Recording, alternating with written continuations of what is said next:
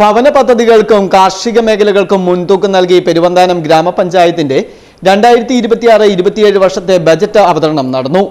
24,32,77,661 രൂപ വരവും 23,66,68,750 രൂപ ചെലവും പ്രതീക്ഷിക്കുന്ന ബജറ്റാണ് ഗ്രാമപഞ്ചായത്ത് പ്രസിഡന്റ് KR വിജയന്റെ അധ്യക്ഷതയിൽ വൈസ് പ്രസിഡന്റ് മേരിക്കുട്ടി അവതരിപ്പിച്ചത്. 26-27 സാമ്പത്തിക വർഷത്തിലേതുമായ നമ്മുടെ പെരുവന്താനം ഗ്രാമപഞ്ചായത്തിന്റെ ബഡ്ജറ്റ് ഇന്നാണ് അവതരിപ്പിക്കുന്നത്. ലൈഫ് മിഷൻ സുരക്ഷിതവും മാന്യമായ വീടുകൾ നൽകുക എന്ന ഉദ്ദേശത്തോടുകൂടിയാണ് ലൈഫ് മിഷൻ എന്ന സമ്പൂർണ്ണ പാർപ്പിട സുരക്ഷാ പദ്ധതി നടപ്പിലാക്കി വരുന്നത്. വ്യത്യസ്ത കാരണങ്ങളാൽ സ്വന്തമായി അടച്ചുറപ്പുള്ള കിടപ്പാടം എന്ന സ്വപ്നം പൂർത്തീകരിക്കാൻ കഴിയാത്ത കുടുംബങ്ങൾക്ക് അവരുടെ സ്വപ്ന ഭവനങ്ങൾ യാഥാർത്ഥ്യമാക്കുന്നതിലേക്ക് ആനുകൂല്യങ്ങൾക്ക് നൽകുക വഴി ആയത് സാധ്യമാക്കുക എന്നതാണ് പെരുവന്താനം ഗ്രാമപഞ്ചായത്ത് ലക്ഷ്യം വയ്ക്കുന്നത്.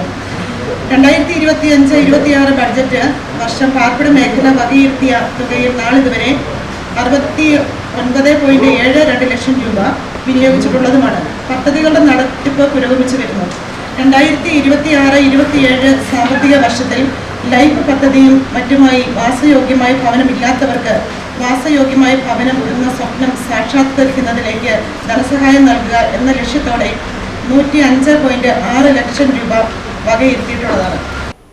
2026-27 സാമ്പത്തിക വർഷത്തിൽ ലൈഫ് പദ്ധതിയിലും മറ്റുമായി വാസയോഗ്യമായ ഭവനം ഇല്ലാത്തവർക്ക് വാസയോഗ്യമായ ഭവനമെന്ന സ്വപ്നം സാക്ഷാത്കരിക്കുവാനായി ധനസഹായം നൽകുക എന്ന ലക്ഷ്യത്തോടെ 105.67 ലക്ഷം രൂപ ബജറ്റിൽ വകകൊള്ളിച്ചിട്ടുണ്ട്.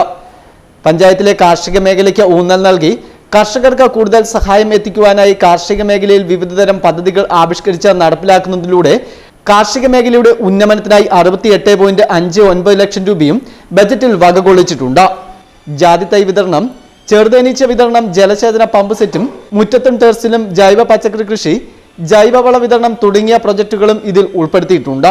ക്ഷീര കർഷകരുടെ ഉന്നമനത്തിനായി കറവ പശുക്കൾക്ക് കാലിത്തീറ്റ നൽകൽ, ക്ഷീര കർഷകർക്ക് പാലിന് സബ്സിഡി നൽകൽ എന്നിവയ്ക്കായി ബജറ്റിൽ 10,73,000 രൂപയും വകയിരുത്തിയിട്ടുണ്ട്. മത്സ്യബന്ധന മേഖലയിൽ 3.74 ലക്ഷം രൂപയും മാലിന്യമുക്ത കേരളം സാധ്യമാക്കുന്നതിനായി MCFലെ അടിസ്ഥാന സൗകര്യം ഒരുക്കുന്നതിനും ഗാർഹിക തലത്തിൽ മാലിന്യ സംസ്കരണ ഉപാധികളുടെ വിതരണം ചെയ്യുന്നതിനും പൊതുസ്ഥലങ്ങളിൽ ബിന്നുകൾ സ്ഥാപിക്കുന്നതിനും ബോട്ടിൽ ബൂത്ത്, മിനി MCF സ്ഥാപിക്കൽ, മാലിന്യ നിർമ്മാർജ്ജനത്തിന് വാഹനം തുടങ്ങിയ പ്രവർത്തനങ്ങളുടെ നടത്തിപ്പിനായി ബജറ്റിൽ തുക വകയിരുത്തിയിട്ടുണ്ട്. പട്ടികജാതി പട്ടികവർഗക്ഷേമം, സാമൂഹ്യനീതി, ആരോഗ്യ മേഖല, മൃഗസംരക്ഷണം, ടൂറിസം മേഖലകൾക്കും ബജറ്റിൽ മുന്തിയ പരിഗണന നൽകിയിട്ടുണ്ട്. ബജറ്റ് അവതരണ യോഗത്തിൽ ത്രിതല പഞ്ചായത്ത് ജനപ്രതിനിധികൾ, ആരോഗ്യവകുപ്പ്, വിദ്യാഭ്യാസ വകുപ്പ്, കൃഷി വകുപ്പ് തുടങ്ങിയ വകുപ്പുകളുടെ മേധാവിമാർ തുടങ്ങിയ ഉദ്യോഗസ്ഥർ പങ്കെടുത്തു. Festoon news, Mundakayam.